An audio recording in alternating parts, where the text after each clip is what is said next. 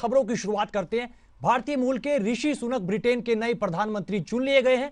वो औपचारिक रूप से ब्रिटेन के 57वें प्रधानमंत्री और ब्रिटेन के पहले गैर श्वेत प्रधानमंत्री बने हैं।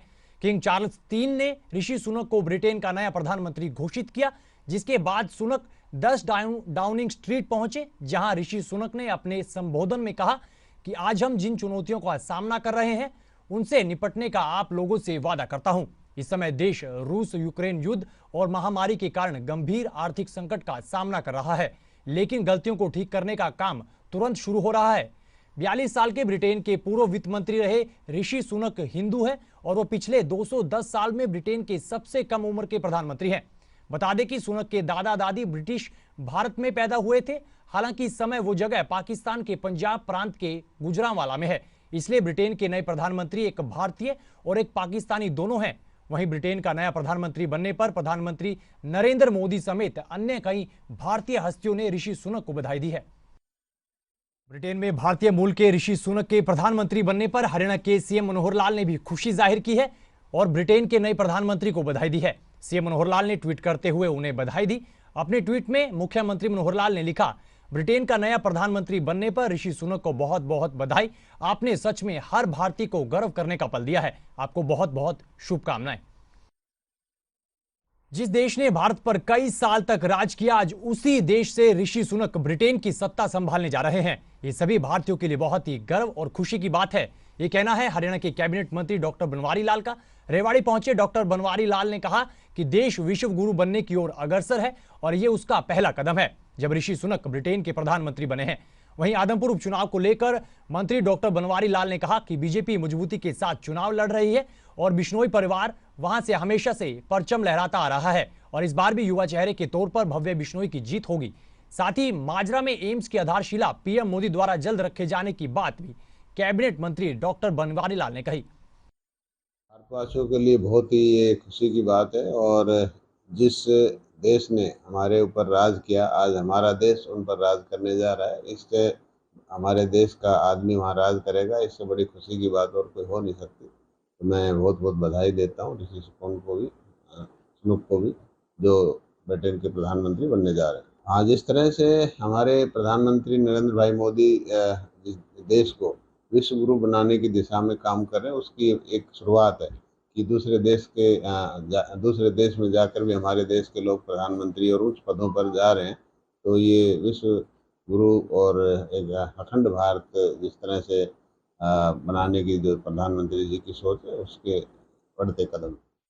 आगे बढ़ते हैं। हरियाणा के पूर्व मुख्यमंत्री भूपेंद्र सिंह हुड्डा ने बीजेपी सरकार पर फिर से निशाना साधा है। हिसार में पहुंचे एक कार्यक्रम में हुड्डा ने कहा कि प्रदेश की जनता मौजूदा सरकार से छुटकारा चाहती है और बदलाव की शुरुआत आदमपुर से ही होगी।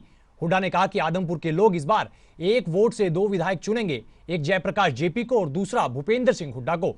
पूर्व सीएम ने कहा कि वो एक बार फिर जिसका हाथ पकड़ लेते हैं तो किसी कभी नहीं छोड़ते और वो यहां आदमपुर का हाथ पकड़ने के लिए आए हैं। उन्होंने कहा कि वोटिंग वाले दिन तक किसी को चैन से नहीं बैठना है। जागू रहो और लागू रहो कांग्रेस की जीत का मंत्र है। बताएं, नीति बताएं, क्या नीति लेकर आए हो, क्या भारतीय जनता पार्टी ने जनहित किया है? कोई एक काम बता दें। 2014 के बाद आदमपुर में कोई एक काम हुआ वो बता दें। 8 साल से भारतीय जनता पार्टी बता दें इनका राज है। कांग्रेस का क्या मैनिफेस्टो रहेगा इस आदमपुर चुनाव को लेकर? स्पेशली क्या विकास के काम अगर कांग्रेस जीती तो करेगी? रोड मैप अगर कोई बना हो तो इसका आदमपुर का अगर सरकार आएगी तो पहले भी हमने काम किया। एक दिन में 16, 17 वाटर वर्क्स सैंक्शन किए, सड़कें बनाई और तहसील बनाई। इसी वास्ते ये है, इतना जन समर्थन मिल रहा है हमारे को। सरकार ने, उन लोगों ने तोल के देख लिया और फिर सरकार आएगी तो फिर तेजी से विकास होगा। स्कूल जो नहीं, हमने कोई स्कूल बंद नहीं किया। हमने जो ना क्या कौन सा लगा रहे हैं, जो प्राइमरी से 8वीं कर दिया, हमने 8वीं से 10वीं कर दिया, उसको बंद बता रहे हैं। वो तो बढ़ेगा तो जब साथ ही होगा अपग्रेडेशन की। इन्होंने तो बंद ही कर दिए। 5000 स्कूल जो है आज हरियाणा में इन्होंने बंद कर दिया। और वहीं सिरसा पहुंचे बिजली मंत्री रणजीत सिंह चौटाला ने इनेलो विधायक अभय चौटाला पर निशाना साधा है। रणजीत सिंह चौटाला ने कहा कि उन्होंने नहीं चाहा था कि उनका बेटा जिला परिषद का चुनाव लड़े। उन्होंने कहा कि चौधरी बंसीलाल, चौधरी भजनलाल और भूपेंद्र सिंह हुड्डा तीनों मुख्यमंत्री रहे। उनके परिवार के सदस्य कभी भी जिला परिषद या पंचायत परिषद का चुनाव लड़ते हुए नजर नहीं आए। लेकिन उन्हें तो अभय चौटाला की एक गलती के कारण मजबूर होकर चुनाव लड़ना पड़ रहा है। वहीं आदमपुर उपचुनाव पर बोलते हुए मंत्री रणजीत सिंह चौटाला ने कहा कि भाजपा बड़े मार्जिन से यहां जीत दर्ज करेगी और कांग्रेस को छोड़कर बाकी सभी पार्टियों की जमानत जब्त होगी।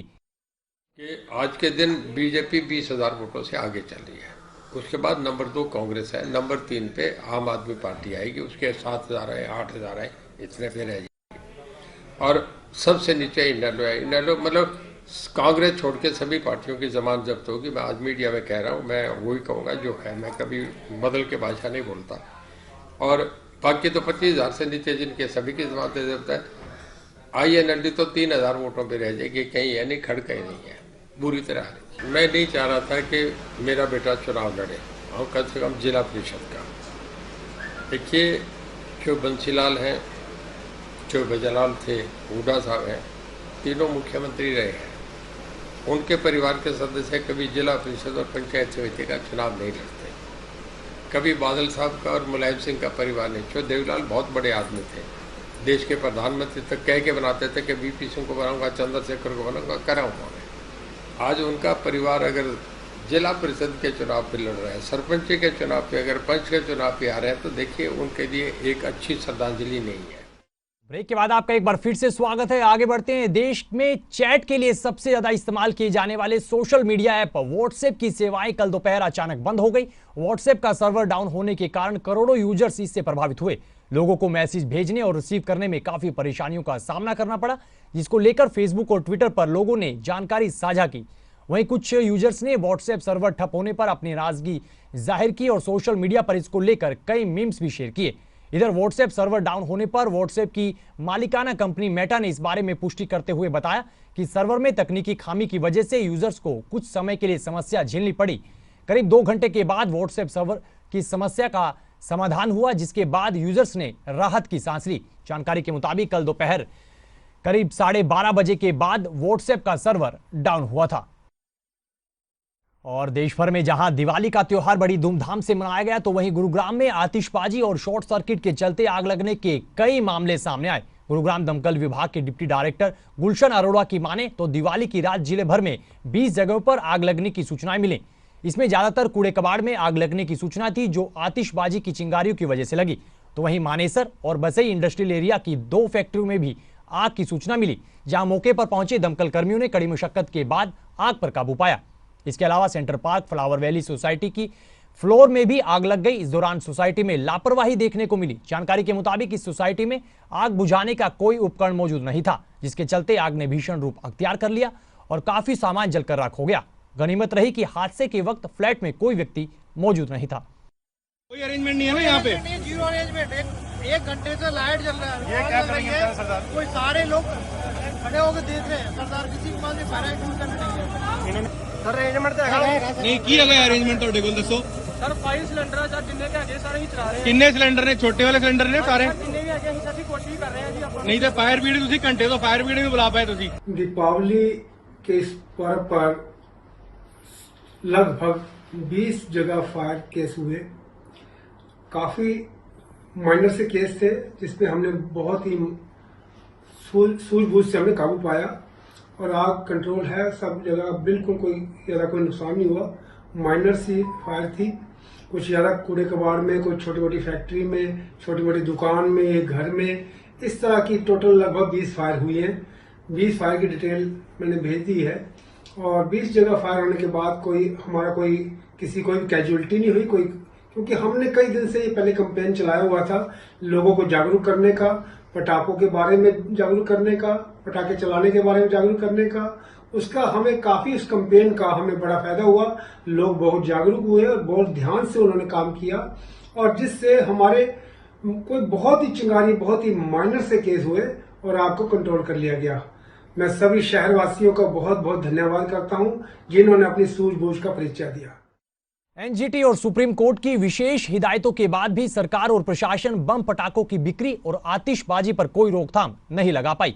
रोहतक में बीती रात दिवाली पर लोगों ने खूब बम पटाखे फोड़े। शहर में जमकर आतिशबाजी चारों तरफ से नजर आई और वहीं आसमान में धुआं ही धुआं नजर आया। वातावरण प्रदूषित होने से कई जगह लोगों को सांस लेने और आंखों में जलन की भी शिकायत हुई। सुप्रीम कोर्ट के आदेशों के बावजूद देश भर के कई हिस्सों में दिवाली के मौके पर जमकर पटाखे जलाए गए। इसी कड़ी में फरीदाबाद शहर में दिवाली के मौके पर जमकर नियमों की धज्जियां उड़ाई गई। यहां लोगों ने खुलेआम जमकर पटाखे जलाए, लेकिन प्रशासन और पुलिस की तरफ से किसी किस्म की कोई रोक टोक नहीं देखी गई। वहीं कल दिवाली के मौके पर हुई आतिशबाजी के कारण फरीदाबाद का एयर क्वालिटी इंडेक्स बुरी स्थिति में पहुंच गया। बता दें कि पटाखों के स्टॉक और बिक्री पर कोर्ट ने पहले से ही बैन लगा रखा था, बावजूद इसके नियमों का जमकर उल्लंघन किया गया। हम तो ये कहना चाहेंगे जी, कोई प्रशासन का बंदोबस्त नहीं था, कोई सरकार की तरफ। जिस साल पटाखे दिवाली पर छोड़े जाते थे उससे दुगने छोड़े, और शाम को तो ये पोजीशन थी जी, सांस लेना दुर्लभ हो गया। कोई असर प्रशासन का नहीं, कोई सरकार का नहीं। सरकार यूं कहती थी कि हमने पटाखे बंद कर रखे हैं, तो पटाखे बंद कर रखे थे तो कहाँ से आए तो कहाँ से लोगों ने पटाखे फोड़े, और घर के आगे लोगों से हाथ जोड़ जोड़ के विनती करके छीक लिए, पर लोग नहीं माने। हमने तो ऐसा महसूस किया कि कोई प्रशासन की तरफ से व्यवस्था नहीं थी। अगर भाई पटाखे बेचने वाली जगह के लिए चेक किया जाए, पटाखे क्यों बेच रहे हैं। सरकार के तो आदेश थे ग्रीन पटाखे फुटवाएंगे, ये ग्रीन पटाखे थोड़ी थे, ये तो जो प्रदूषण फैलाऊ थे वो थे। और उसका आज असर है। सुबह सुबह जब हम घूमने रोज आते हैं, आज हमें दिखाई दिया कि सांस लेना ही मुश्किल हो रहा है, और गले में ऐसा हो रहा है जैसे कोई हमने मीठी चीज खा ली, खराश पैदा होगी। ये हम तो ये अनुरोध फिर करते हैं, माननीय मुख्यमंत्री से अपेक्षा करते थे कि भाई मनोहर लाल जी का रुतबा ठीक है, जैसे भाई प्रशासन ठीक चला रहा है, भ्रष्टाचार में तो भाई एक नंबर पर काम चल रहा है भाई साहब का। तो ये मन तो प्रशासन से, माननीय मुख्यमंत्री से, यहाँ के डीसी से ये उम्मीद थी भाई यशपाल डीसी आया कुछ करेगा। यशपाल तो फेल हो गया, इससे तो कप्तान ने पलटा, बढ़िया डीसी था। ये तो कुछ नहीं, ये तो सिर्फ अखबार प्रेस ने बुला के उसमें खबर छपवा दी है। प्रदूषण खूब हो यार बाबू जी, दुगने पटाखे फूटे, किसने चलाया हमें ये नहीं पता, और कहाँ से खरीद कर ले आए हमें ये नहीं पता। मैं तो यही कहूँगा कि ये तो बहुत खतरनाक चीज़ है, और शरीर के लिए, सभी के लिए नुकसानदायक, पेड़ पौधों के लिए भी नुकसानदायक है, इंसानों के लिए भी, जानवर पक्षियों के लिए, सबके लिए नुकसानदायक है। और ये तो एक इतना ज़्यादा मतलब ये कहता हूँ कि बिल्कुल बंद कर देना चाहिए। सारी दुनिया में कोई भी कहीं भी किसी किस्म का भी पटाखा नहीं फूटना चाहिए, और ना ही इसकी बिक्री या और ये मतलब अगर दिल्ली में जैसे किया ना कि भाई उसका मतलब जैसे जुर्माना भी, जेल भी, इतने सख्त कानून होने चाहिए इसके बारे में कि मतलब जो है ना लोग न्यू याद रखें हाँ प्रदूषण है। हरियाणा में पटाखे फूटते हैं, लेकिन चलो पहले से कुछ कम तो है हुए हैं, लेकिन फिर भी लोग नहीं मानते। कुछ लोग ऐसे हैं जो जैसे भाई अपना डरते नहीं या कोई परवाह नहीं करते। प्रदूषण फैला तो सही है, लेकिन तो पहले जितना तो नहीं था। बाकी है वैसे प्रदूषण तो फिर भी रहा है। सुबह तो खैर मैं भी निकला हूँ, अब तो चलो कुछ कम है, और पहले जो कई दिवालियों में चले वो तो चलो हद से ज्यादा था। अब की बार इतना तो है, थोड़ा कम तो है, लेकिन यूं कम नहीं हुआ, बकती बिल्कुल ही कम नहीं हुआ वैसे। थोड़ा प्रदूषण तो है। हाँ प्रदूषण भी है, और हाँ नियम भी, जिनको सांस लेने की दिक्कत है उनको तो है, बाकी औरों को भी कई बार महसूस नहीं होता, लेकिन है वैसे प्रदूषण का असर ज्यादा भी, कई जगह ज्यादा भी होया होगा। चलो हमारे यहाँ से हो सका चाहे कम हो, और शहरों में जैसे हरियाणा में और भी शहर ऐसे जैसे वहाँ ज्यादा भी रहा होगा। और कुल मिला के मतलब मैं तो ये कहता हूँ भाई ये तो बिल्कुल ही इनकी बिक्री बंद होनी चाहिए, ये पटाखे सब कुछ ये सब बंद होने चाहिए। ब्रेक के बाद आपका एक बार फिर से स्वागत है। आगे बढ़ते हैं। सूर्य ग्रहण के मौके पर देश के कोने कोने से आए श्रद्धालुओं ने कुरुक्षेत्र के पवित्र ब्रह्म सरोवर में आस्था की डुबकी लगाई और पुण्य के भागीदार बने। ब्रह्म सरोवर के घाटों पर महिलाओं ने भजन और गीत गाकर परंपरा अनुसार पूजा अर्चना की। वहीं सुरक्षा व्यवस्था के कड़े प्रबंधों के बीच सूर्य ग्रहण मेला भी संपन्न हो गया। कुरुक्षेत्र में 1 घंटे 59 मिनट तक सूर्य ग्रहण का प्रभाव नजर आया। वहीं शाम 4:27 पर सूर्य ग्रहण स्पर्श के समय स्नान किया गया और 5:39 पर जैसे ही आंशिक सूर्यास्त और मोक्ष हुआ तो श्रद्धालुओं ने एक बार फिर से मोक्ष की डुबकी लगाई और पूजा अर्चना भी की। हालांकि सूर्य ग्रहण का प्रभाव शाम 6:25 तक रहा। इससे पहले शंखनाद की ध्वनि के साथ स्वामी ज्ञानानंद समेत अन्य साधु संतों ने भी पवित्र ब्रह्म सरोवर में श्रद्धा की डुबकी लगाई। वहीं बीजेपी सांसद नायब सिंह सैनी, थानेसर से विधायक सुभाष सुधा, कैथल से बीजेपी विधायक लीलाराम गुर्जर और एडीजीपी श्रीकांत यादव ने भी ब्रह्म सरोवर में आस्था की डुबकी लगाई।